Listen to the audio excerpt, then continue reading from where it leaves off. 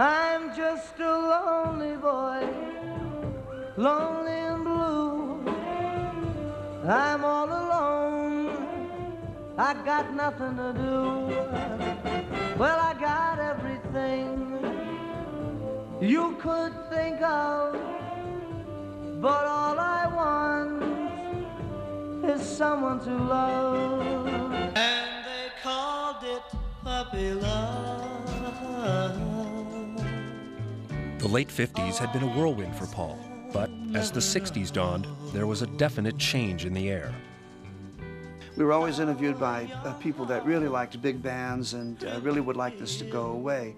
So the most common question you got asked was, what are you going to do when it's over? And you hear that enough and get asked that enough, and you start thinking about it, and you started wondering. The first wave of rock and roll was starting to recede. In a few years, the Beatles would hit the shores of North America and change the music landscape forever. Paul was determined to keep his career going, and he and his management team put special emphasis on his foreign tours. In 1966, he was playing a date at Miami's Fontainebleau Hotel when Frank Sinatra came to the show and mentioned that he was thinking of retiring and looking for a song to sum up his career. A few years later, Paul was in Paris and came across a haunting tune called Comme d'habitude. It would provide the melody for Frank Sinatra's swan song, become one of the most covered songs in pop history, and be a turning point for Paul's career. I've lived a life that's full. Francis Albert Sinatra. Traveled each. Through the years, he had teased me about, when you're going to write me something, kid.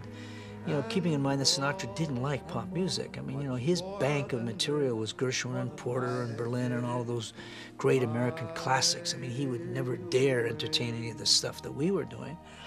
But he respected me because I was a performer and I crossed over and what have you. But I wasn't ready to give him anything in the 50s or 60s. Can you imagine him singing Lonely Boy or Puppy Love? I mean, the guy would have thrown a shot glass at me.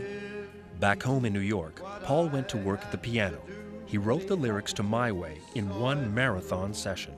I just started, and now the end is near, so I face the final curtain, keeping him in mind, what he had said. And it just started to write itself, and write itself. And I knew as I got deeper into it that he would be the guy to do this. I finished it at about 4 or 5 in the morning. It was pouring with rain out, and I was very emotionally moved. I did it my way.